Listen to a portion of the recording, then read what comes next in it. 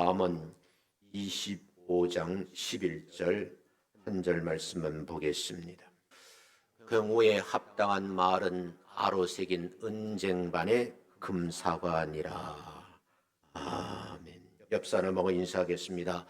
만나 뵙게 돼서 반갑습니다. 인사합니다. 다시요, 건강의 복을 받아 누리시 바랍니다 라고 인사합니다. 좀 웃어가면서 제 옆에 앉으셔서 고맙습니다 인사하겠습니다.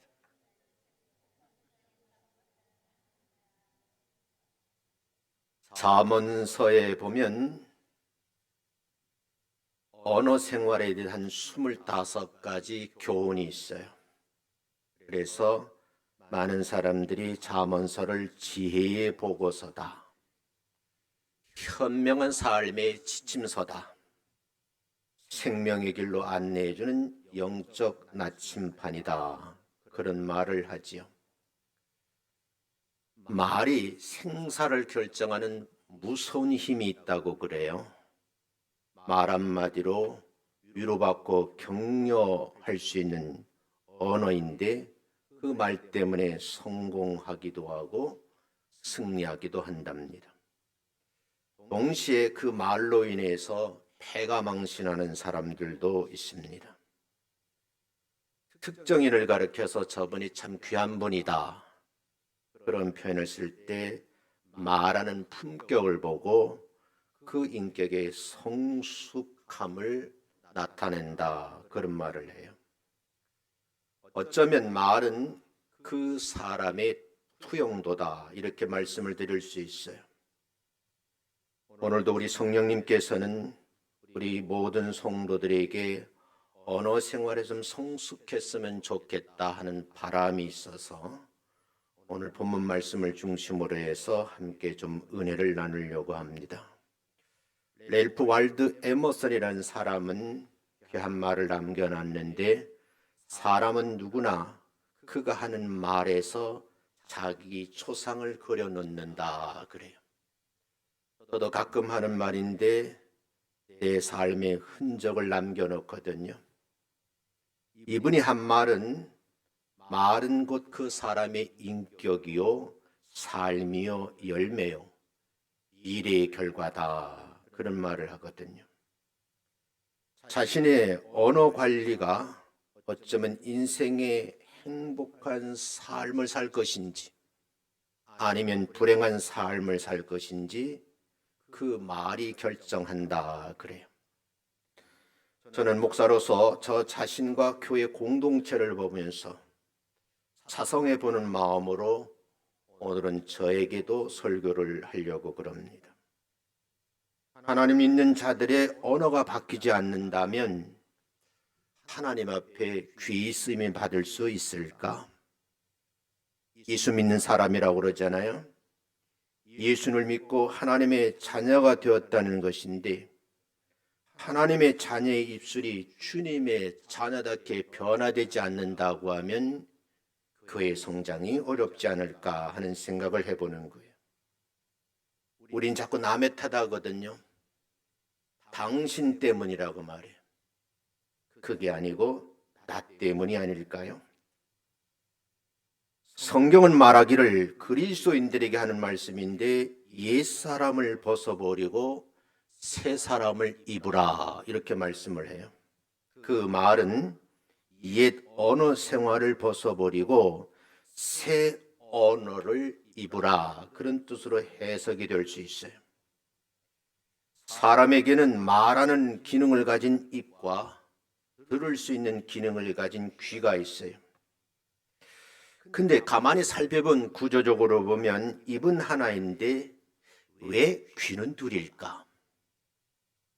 사람에게 두 귀를 만들어 놓으신 하나님의 의도하심은 무엇일까? 두 귀와 한 입을 둔 이유는 두 귀로 빨리 들으란 뜻일까? 한 입으로 천천히 말하기 위해서 우리의 구강 구조를 보면 입술이 있고 치아가 있고 그 다음에 혀가 있어요. 왜? 말하기 이전에 편올림을 하기 전에 두 울타리가 있을까? 하나님께서는 듣는 것보다 말을 할 때 제어하는 기능을 두신 게 아닐까? 저는 그런 생각을 해요. 오늘 본문 말씀을 보면 11절에 경우에 합당한 말은 이런 표현이 있어요. 경우에 합당한 말을 하는 것은 아로 새긴 은쟁반과 같고 그 은쟁반 속에 담긴 것이 금사과다 그래요. 세번역 성경에는 경우에 닿는 말은 은쟁반에 담긴 황금사과다 이렇게 번역을 했고요. 대가지 있는 원어 성경에서는 번역을 하기를 시기에 적절하게 되어진 말은 은으로 갖추어진 것의 금사과다 이렇게 좀 표현을 달리했더라고요. 오늘 이 말씀을 보면서 우리가 어떻게 바른 언어 생활을 배워가야 할까 하는 부분에 좀 말씀을 드리려고 그래요. 자기 언행을 표현하는 수단과 언어의 기능은 좀 다르거든요. 언어는 그 안에 문화를 담을 수 있고 정신적이면서도 영적인 섬세한 상황을 담을 수 있는 거예요. 무엇보다 더 중요한 것은 그렇게 담은 것을 저장할 수도 있고 다른 사람에게 전달을 할 수도 있다는 거죠. 그래서 사람들은 자기 말을 통해서 문화를 전달하고 발전시킵니다. 기독교인들이 쓰는 말, 그 말은 기독교 문화를 전달하고 발전시키는 기능이 있음을 오늘 저는 여러분에게 소개를 좀 하려고 그래요.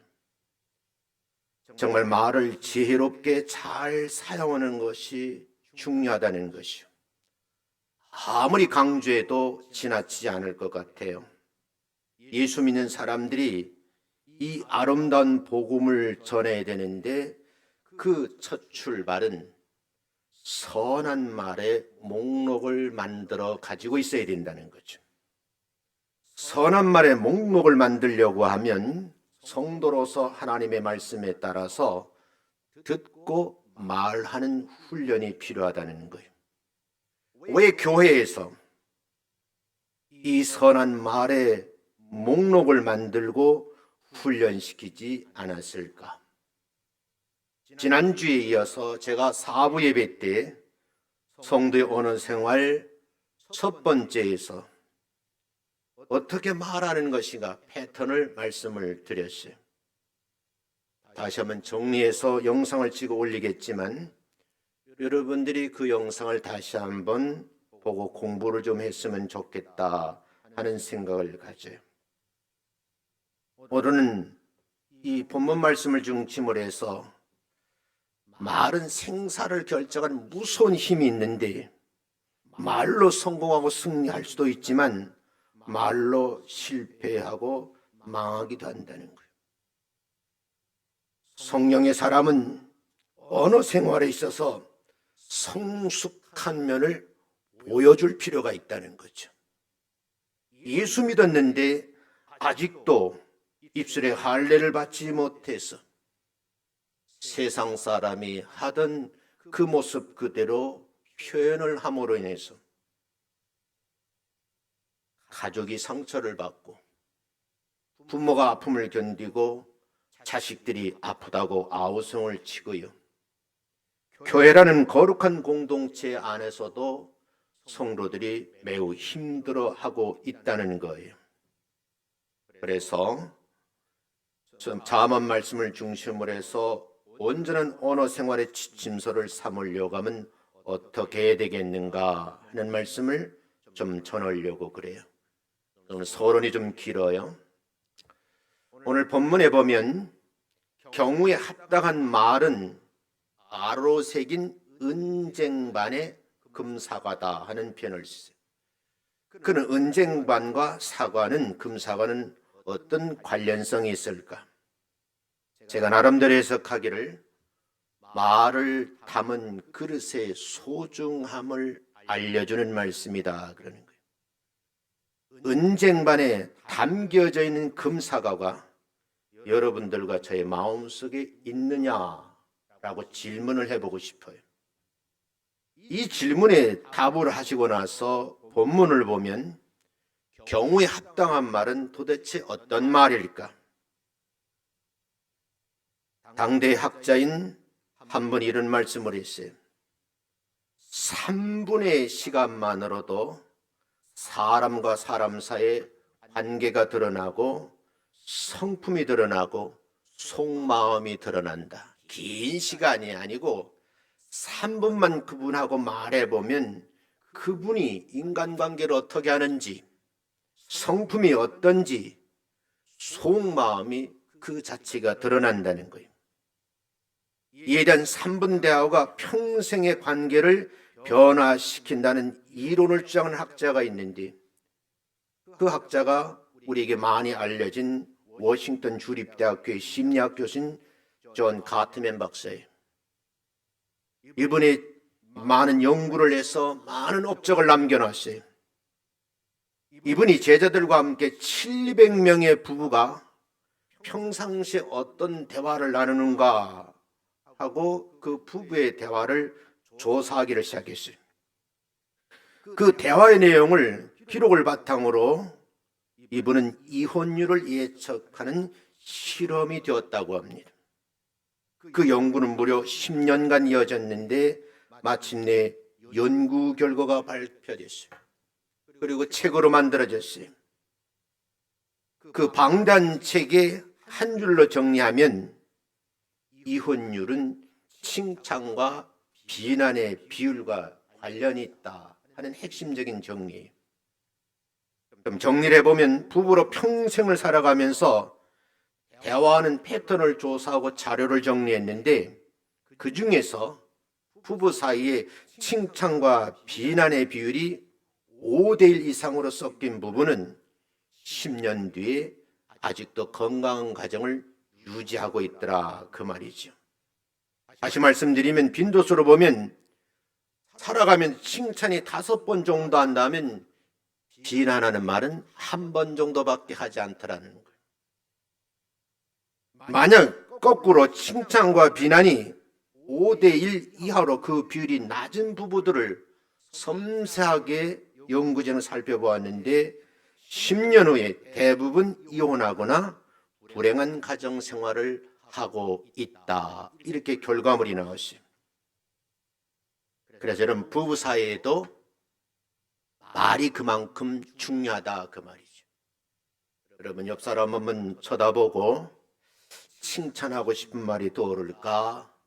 아니면 비난하고 싶은 말이 떠오를까? 특히 부부인 분은 얼굴을 마주보면서 한마디씩 속으로 하시기를 바랍니다. 겉으로 하면 가정생활에 드러나니까. 시작. 우리 사람은요 지금 이래고선요 막 말을 하는데 사인이 안 와요. 두 번째 연구가 이어졌어요. 이번에는 그 수를 3,000쌍의 부부를 연구를 했어요. 가트맨 교수는 3,000쌍의 부부를 대상으로 비슷한 실험을 다시 진행했는데 우린 이거를 종단적 연구라 그래요. 실험 집단과 비실험 집단을 만들고 연구를 했는데 그 결과가 놀랍다고 한 줄 보고를 다시 했어요. 단 1시간의 대화로 5년 이내 이혼 여부를 97% 확률로 맞출 수 있다는 거예요. 그러니까 전문가들이 그 부부 1시간 정도 대화를 하면 아마 5년 이내 이혼할 것이다 라고 예측을 했는데 97%가 맞더라는 거예요. 이 실험에서 아주 중요한 포인트가 있어요. 그 포인트가 뭐냐면 무의식적으로 부부 대화 중에 상대방을 경멸하는 표정을 짓는지 그 여부예요. 다시 한번 옆 사람 보고 한번 슬쩍 한번 미소를 지어봅니다. 시작. 지금 잘못하면 교인 안 되는 거예요. 여러분 그래도 밝은 미소로 옆 사람하고 볼 수 있는 기회는 예배의 시간이에요. 하나님을 배우는 시간, 그 하나님 자상하신 하나님을 바라보면서 내 마음의 평안을 이루면서 하나님께로부터 이 평강의 복을 나와 다른 사람에게 나눌 수 있는 방법이 뭘까? 거룩한 고민이 있으시기를 주의 이름으로 축원합니다. 이 연구를 통해서 알게 된 것이 있어요. 최근에는 단 3분의 기본적인 대화만으로 95%의 확률로 이혼율을 예측할 수 있다고 하는 그런 연구 발표예요.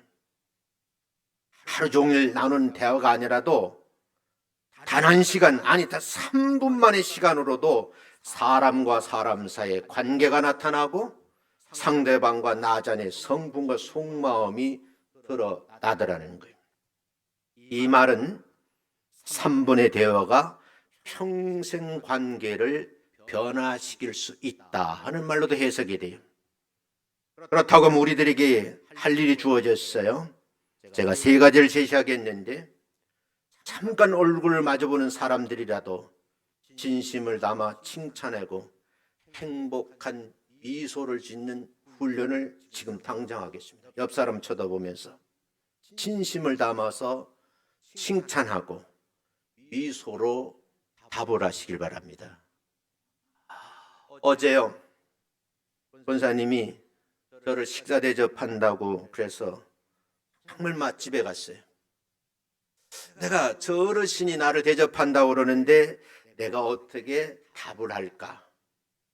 처음부터 끝까지 권사님 보고 사랑해요, 감사해요, 고마워요, 그 표현을 썼어요.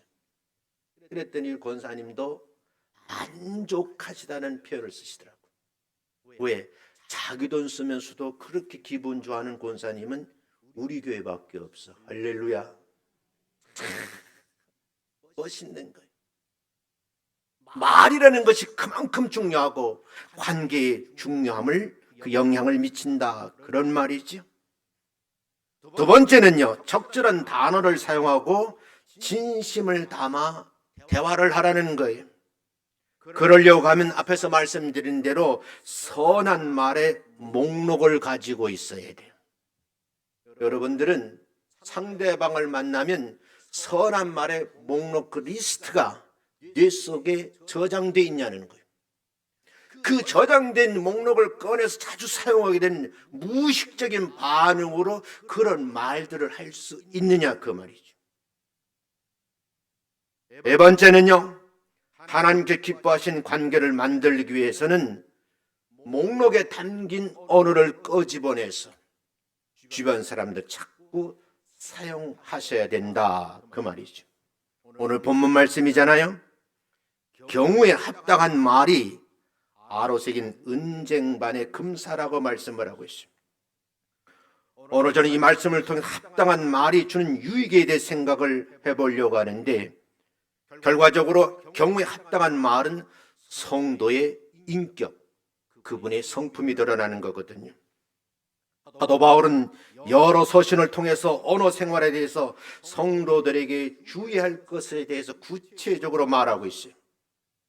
복음을 전하면서 소아시적을 목숨을 걸고 전도여행을 하면서 가장 중요한 것이 말이라는 거예요. 우리는 언어 생활이 중요하다고 하면서 바르게 말하는 방법을 거의 배우질 못했어요. 부모로부터, 만나는 사람들로부터 습득된 말을 사용하겠는데 그 목록이 부정적인 말로 가득 차 있다.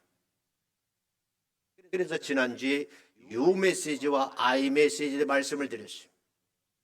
대부분 한국 사람들은 유메시지를 쓴다고 말씀을 드렸어요. 비난하고 명령하는 말투예요. 아이메시지는 뭐예요? 상대방을 편안한 상태에서 아름다운 말을 구상하는 공식이 있고 그 사례가 4가지가 있다라고 말씀을 드렸어요. 사랑하는 성도 여러분, 상대방 행동 때문에 내가 받은 그 마음의 상처, 아픔을 비난하지 않으려고 말하는 연습이 필요하지 않을까요? 오랜 세월 동안 말을 무분별하게 사용함으로써 서로 마음에 상처를 주고 상처를 받아요.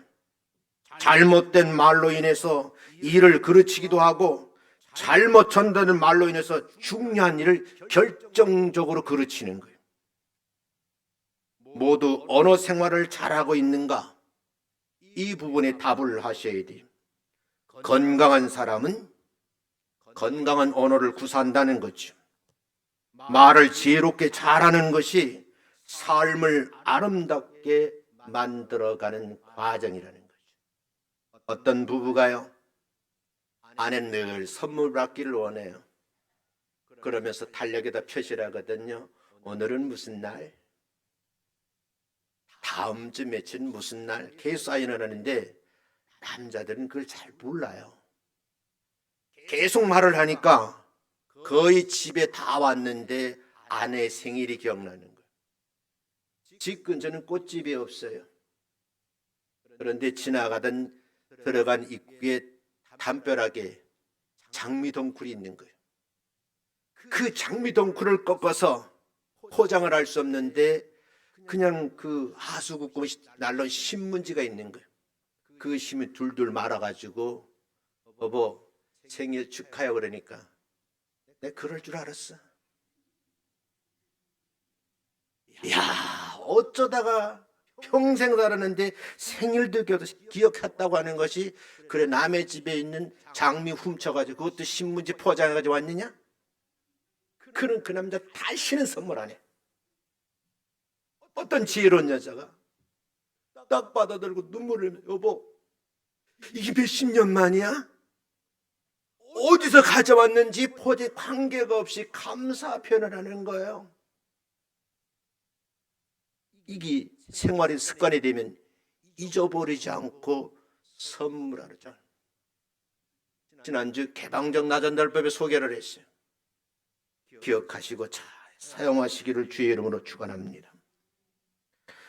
어떻게 하면 말을 잘할 수 있을까? 그 방법은 단 한 가지, 진심을 담아 참말을 하라는 거예요. 어떻게 하면 되는 건가요? 간단합니다. 사람에게 언어를 주신 분께 배우는 거예요. 어디서 어떻게 배워야 하나요? 마태복음 10장 20절은 이렇게 말씀을 하고 있어요. 같이 읽어봅니다. 시작. 말하는 이는 너희가 아니라 너희 속에서 말씀하시는 이 곧 너희 아버지의 성령이시라. 구약의 사례를 들겠어요. 출애굽기 4장 10절에 보면 모세가 하나님의 부름을 받잖아요. 모세는 지도자로 부름 받은 후에 항변하는 말이 안타까워서 하는 말인데 하나님 나는 말주변말이가 없어요. 죄송해요. 전에도 그렇고 지금 주님께서 저에게 말씀하고 계시는데 나는 대중 앞에 서서 말할 자신이 없다는 그런 투예요. 그래서 입술이 뻣뻣하고 말이 둔하다는 표현을 썼어요. 하나님께서 모세에게 이 답을 들으신 후에 하나님께서 말씀하시는 것이 출애굽기 4장 11절 12절이에요. 새번역 성경을 한번 읽어보겠습니다. 시작. 주님께서 그에게 말씀하셨다. 누가 사람의 입을 지었느냐? 누가 말 못하는 이를 만들고 듣지 못하는 이를 만들며 누가 앞을 볼 수 있는 사람이 되게 하거나 앞 못 보는 사람이 되게 하느냐? 바로 나 주가 아니더냐? 개역 개정판으로 제가 더 한번 읽겠어요. 여호와께서 그에게 이르시되 누가 사람의 입을 지었느냐? 요 입을 누가 지었느냐? 묻는 거예요. 누가 말 못하는 자나 못 듣는 자나 눈 밝은 자나 맹인이 되게 하였느냐? 나 여호와가 아니냐? 이제 가라. 내가 내 입과 함께 있어서 할 말을 어떻게 한다? 가르친다. 하나님이 이 말씀을 통해서 가르치려고 하시는데 문제는 뭐예요? 배우려고 하는 사람이 없다는 거예요. 강단에서 복 받으세요. 그런 말은 매우 좋아요. 기복신학으로 변질돼 가는데 실제 삶 속에서 인간관계를 바르게 하고 많은 사람 더불어 살면서 사람을 세워주고 격려하고 위로하는 말을 배워야 되는데 가르치는데 배우는 사람이 없다는 거죠. 그러면 모세는 정말 말을 못하는 사람일까? 모세가 말을 더듬다거나 벙어리한 말이 없어요. 내용적으로 살펴보면 강한 지도자로 부름을 받으면서 두려움이 밀려오는 거예요. 당시대의 제국의 왕인 절대자 바로 앞에 선다는 것은요, 이건 죽음을 각오로 앞에 서야 되거든요. 두렵고 떨리는 일이죠. 왜냐하면 애굽의 왕자로 사는 40년의 기억이 있잖아요. 절대자 바로 앞에서 내가 그와 맞서서 말을 한다? 두려운 거죠. 하나님은 이 모든 두려움을 치료하시고 할 일을 하게 하시는 분이 우리 하나님이신 줄로 믿습니다. 따라합니다. 하나님은 언어 치료사입니다. 말 못한다고 말하지 말고 배우시라는 거예요. 반복해서 배우셔야 돼요. 그 목록을 여러분 만드셔야 되고 기억에 장치 집어넣고 그것도 뭐야? 단기, 장기 기억에 집어넣어야 돼요. 순간 몸이 움직이고 상황이 닥치면 바로 끄집을 수 있는 목록이 있어야 된다 그 말이에요. 하나님 이런 모세에게 두려움을 치료하시고 할 일을 하게 하시는 분, 그분은 치료사라는 거죠. 하나님은 우리의 입에 말을 담아주신다고 했어요. 우리에게 직접 말할 것을 우리의 입에 주신다고 했어요. 하나님은 우리에게 가르쳐준 말을 하기 위해서 먼저 우리가 말하는 것을 멈추고 그 다음 주님의 음성을 들어야 되는 거예요. 언어 공부의 철칙이 뭡니까? 듣는 데부터 시작하는 거예요. 아이가 태어나서 엄마의 말을 듣는 순간에 말이 되는 거예요. 그 엄마는 나를 엄마라고 수천 번을 반복했기 때문에 그 아이 어느 날 엄마라고 부를 수 있는 거예요. 성경에서 말하는 가르친 내용을 음성으로 듣지 못하니까 대중 앞에 서는데 공포증이 있는 거예요. 시편 기자는 이렇게 말하거든요.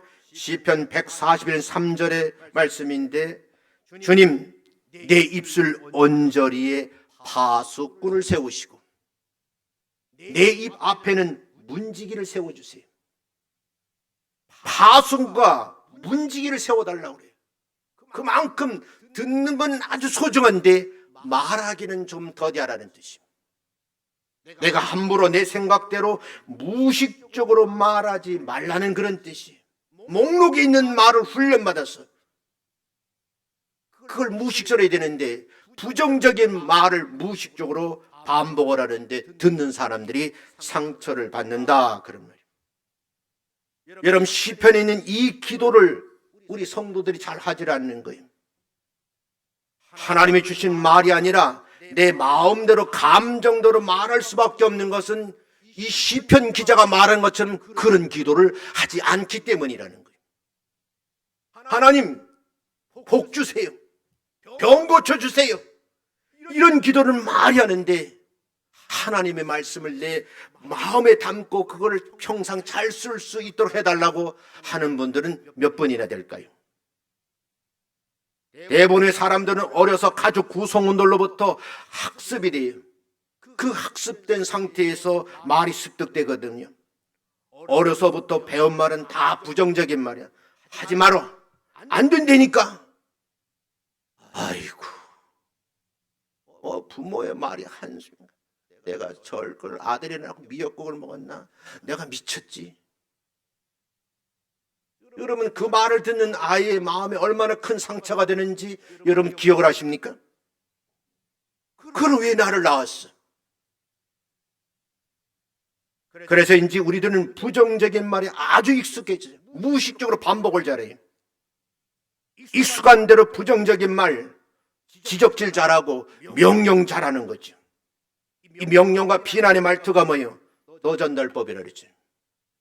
설득하고 이해시키는 패턴을 잘 모르는 거죠. 우리가 의식하고 배우는 과정을 거치지 않으면 우린 평생 그렇게 살아갈 수밖에 없다는 거예요. 우린 주님의 발걸음을 쫓아가면서 경험을 통해서 배워야 될 필요가 있다는 거죠. 먼저 하나님이 가르친 말을 잘 듣는 훈련부터 하셔야 돼요. 하나님의 말씀이 선포되면 내게 은혜가 되면 강요가 아니라 내 마음속에 울림이 오는 거예요.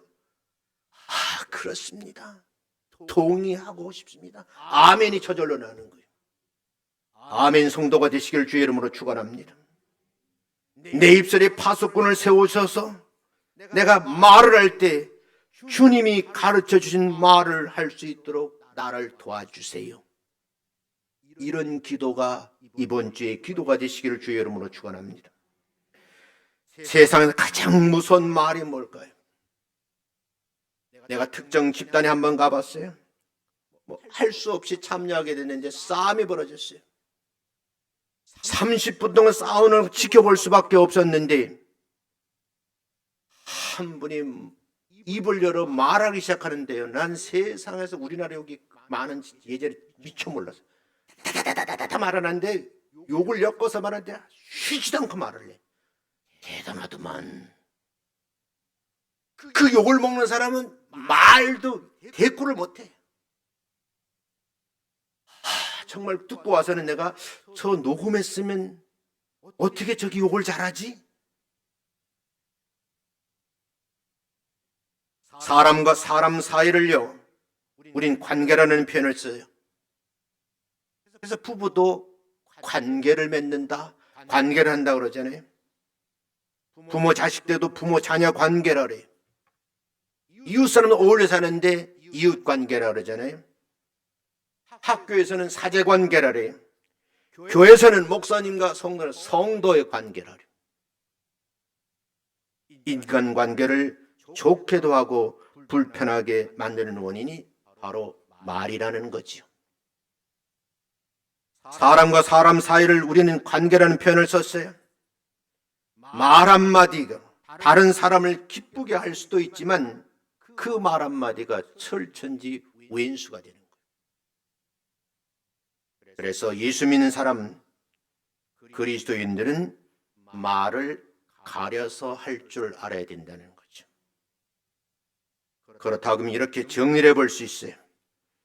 경우에 합당한 말의 목록을 스스로 만들어서 여러분 대뇌 장기 기억에다가 보관해 두신 훈련이 필요하시고 무의식적인 상태에서도 자연스럽게 사용할 수 있고 활용할 수 있도록 그 다음은 연습이 필요해요. 제가 매일 설교하기 전에 그러잖아요. 집사님 만나 뵙게 돼서 반가워요. 제 옆에 앉아서 고마워요. 오늘은 참 입은 옷이 어울려 보이시네요. 한 번 더 시작. 옷이 어울려 보입니다. 시작. 그 말하기 전에 안 어울리는데? 여러분, 상대방을 기분 좋게 하는 말, 세워주는 말을 많이 만들어 저장하시기를 주의 이름으로 축원합니다. 이 말씀을 이렇게 세 가지로 정리를 했어요.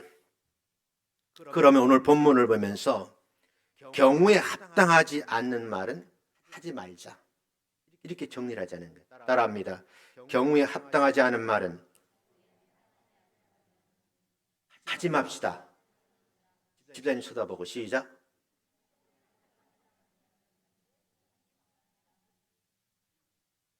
상황에서 이 말은 하면은 안 돼. 근데 꼭 그 말을 해가지고 기분 나쁘게 하는 집사님 계신다 안 계신다?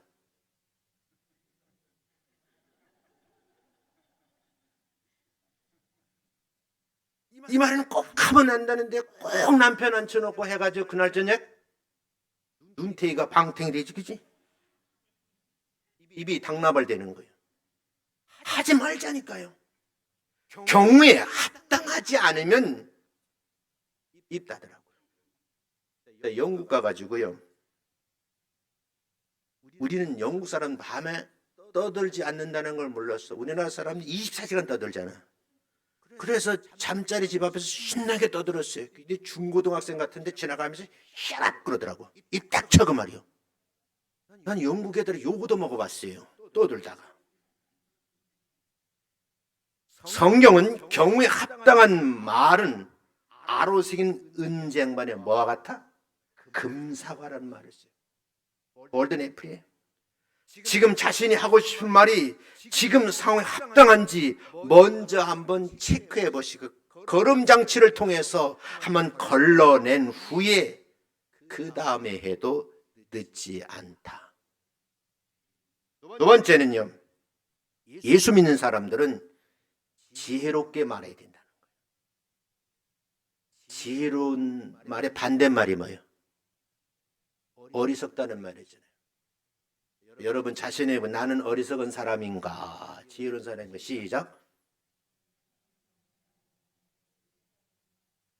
발표해봐요. 지혜로운 사람이요 어리석은 사람이요? 표현 못하는 거 보니까 후자요.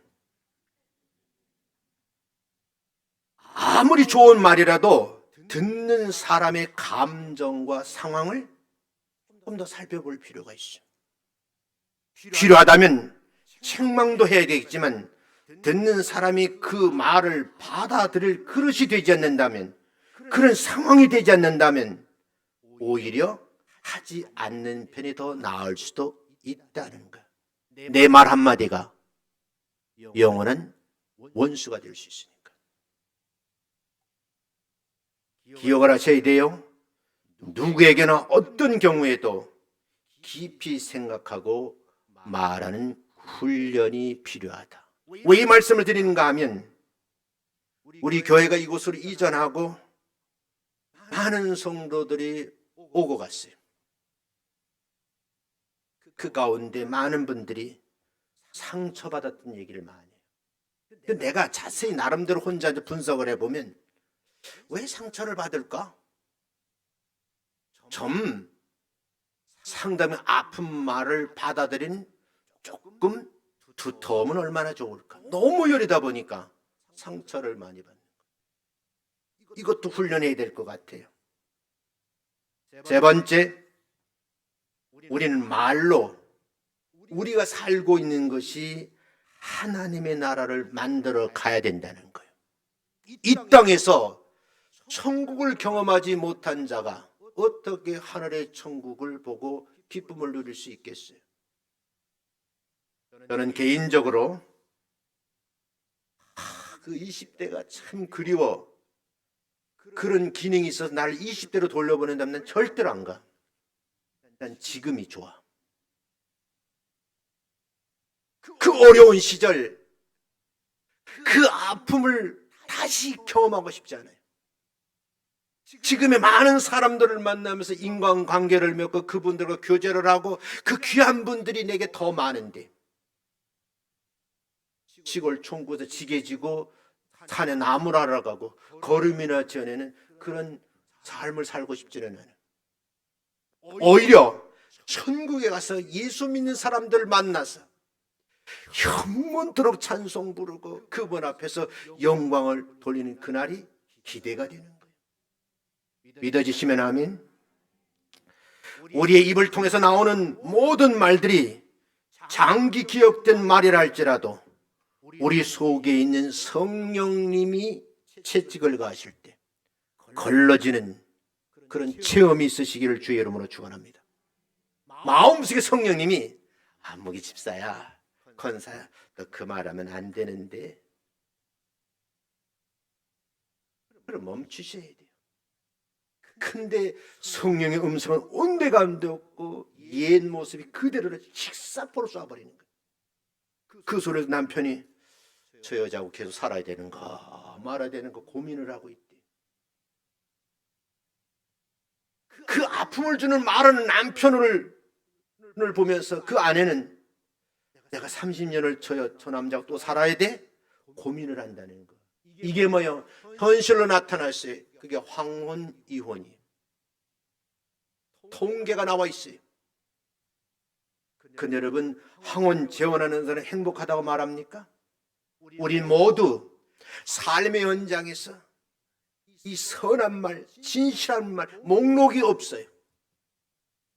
총 내뱉는 말이 부정적인 말, 아픔을 주고 상처를 거기다 후비는 말을 말하는 거예요. 그래서 말씀을 통해 배워가시기를 주님의 이름으로 축원합니다. 그들에게 상처가 되고 아픈 말이 아니라 위로가 되고 기쁨이 되는 하나님의 선한 말들을 즐거이 사용하시는, 활용할 줄 아는 성도들이 되시기를 주님의 이름으로 축원합니다. 그렇게 된다고 하면 내 말을 듣는 사람의 영적 생명이 되살아난다, 이런 표현을 쓰고 싶어요. 사도 바울은 성도의 언어 생활을 당부를 하면서 은혜를 끼치는 말을 하고 있어요. 에베소 4장 29절이거든요. 한번 읽어봅니다. 시작. 무릇 더러운 말은 너희 입 밖에도 내지 말고 오직 덕을 세우는데 소용되는 대로 선한 말을 하여 듣는 자들에게 은혜를 끼치기라. 예수 믿는 할 일이 있어요. 내 말을 듣는 사람들에게 뭐요? 은혜 끼치는 말을 하려고 그러면 선한 말의 목록이 있어야 된다고요. 잘못된 관습에 의해서 덕은 세우는 말을 배우지 않고, 여러분, 진실된 공감을 할 수 있는 그런 말들이 경험이 없다 보니까 두건지는 말이 아이에게 상처를 주고 남편에게 아픔을 주고 아내에겐 되돌킬 수 없는 말들을 주고 가는 거예요. 세번역성이 이렇게 되어 있거든요. 나쁜 말은 입 밖에 내지 말고 덕을 세우는 데 필요한 말이 있으면 적절한 때에, 합당한 경우죠. 적절한 때에 하라는 거예요. 그 말을 할 때 듣는 사람에게 은혜가 되게 하라, 이렇게 번역을 했어요. 우리 한번 마태복음 10장 36절 한 목소리 읽어보겠습니다. 시작. 내가 너희에게 이르노니 사람이 무슨 무익한 말을 하든지 심판날에 이에 대하여 신문을 받으리니. 37절. 내 말로 의롭다함을 받고 내 말로 정죄함을 받으리라. 내가 살아서 한 말 때문에 인생 60, 70, 80, 90년 동안 한 말 때문에 심판대 앞에서 신문을 받게 된 결과가 뭐냐? 말한 대로 어떤 사람은 의로운 사람으로, 어떤 사람은 그 말로 정죄함을 받는다. 성경은 분명히 말하고 있어요. 세번역성이 이렇게 번역을 했어요. 내가 너에게 말한다. 사람들은 심판날에 자기가 말한 온갖 쓸데없는 말을 해명해야 될 것이다. 저 천국에서 기쁨만 있는 줄 알았는데 내가 한 말을 해명할 날이 온다는 거예요. 그럼 해명하지 않으려면 어떻게 되느냐?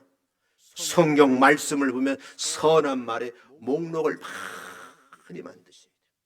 말이 안 나오거든 그냥 보고 미소를 지으세요. 한 번 더, 한 번 미소를 짓겠어요. 시작. 어색해요. 잘 안 돼요. 사랑하는 여러분, 그래서 뭐요? 훈련이 필요한 거예요. 내가 주님 앞에 서는 날 내가 아무 생각 없이 한 말이라 할지라도 해명하시라 하면 여러분 해명이 가능할까요? 나는 아무 생각 없이 내뱉은 말인데 어떤 상대는 평생 힘들어하는 거예요. 생을 포기할 수도 있어요. 우리 한 말이 힘이 되고 소망이 되고 격려가 되고 위로가 되는 말들이, 이게 성도의 언어가 되어야 되는데, 제가 분명히 말씀드리지만 이 언어 목록을 지금부터 말씀을 많이 만들어 가시기를 주님의 이름으로 축원합니다. 성경을 창세기 요한계시록 아무리 많이 읽어도 선한 말의 목록을 만들지 않으면 신앙생활은 무의미할 수도 있어요. 천국 가서 해명을 기회가 온다 그 말이죠. 우리가 하는 말로 인해서 덕을 세우는 성도가 되시길 바랍니다. 그래야 교회가 하나 되고 듣는 사람들이 그 교회 가니까 은혜가 되되 그 교회 목사님께서 정말 말은 많이 하지 않는데 참 덕스러운 말을 하고 선한 말을 하는데 말씀에 가감 없이 잘하시대. 비유 맞히지 않대. 우리는 말로 많은 것을 할 수가 있어요. 많은 사람을 위로할 수도 있고 상처를 보듬어주고 싸매줄 수도 있어요. 말로 하나님을 찬양할 수도 있어요. 기도할 수도 있어요. 복음을 전할 수도 있어요. 그의 덕을 세우고 듣는 이들에게 힘이 나게 하고 은혜 받았노라고 고백하고 할 수 있는 그 역할을 잘 감당하시기를 주의 이름으로 축원합니다. 여러분들은 이 일을 위해서 부름을 받으신 분들이 내가 하는 말 때문에 내 가장 가까이 있는 아내가 남편이 상처받지 않도록 지금부터 뭐예요? 훈련하시라 그 말이에요. 목사인 저도요 상처받을 때가 있어요. 왜 저분이 하필이면 이 경우에 이런 말을 하지? 표현을 못하니까 그냥 목양실에서 몇 시간씩 고민을 해요. 에너지가 다 낭비돼 버려요. 근데요 아무도 없는 게 어떤 권사님이 와가지고 저를 보고 웃으시면서 목사님 힘드시지? 제가요 뭐 해드릴까? 그 말 한마디에 힘이 생기면서 또 성경을 보고 원고를 정리하고 설교 원고를 몇 번이나 연습을 해. 왜? 안 보고 하려고. 설교도 연습을 하지 않으면 안 되는 거예요. 설교는 웅변이 아니에요. 듣는 사람이 감동이 되고 감동된 성도에 화답을 해야 돼. 아멘 할 수 있어야 그 설교는 어쩌면 하나님이 기뻐하신 설교가 아닐까요? 부름받은 성도님들, 주님의 일꾼을 덕으로 세우는 말을 적절히 할 때에 나도 이런 말을 할 수 있게 해달라고 기도하면서 목록을 만들어 가시길 주님의 이름으로 축원합니다. 제가 오늘 설교 원고를 단톡방에 올려놓겠어요. 주옥 같은 자문이 있는 NIV 성경까지 다 편집을 해서 올려놓겠어요. 한 주간 동안 이 말씀을 다 읽어보시기를 주의 이름으로 축원합니다. 내가 미국 가 있더라도 체크할 거야. 요새는 단톡방이 있어서 물어볼 거야. 집사님 읽으셨어? 그때 목사님 설교 듣는 것보다 원고를 보니까 더 은혜가 돼요. 할렐루야. 기도하겠습니다.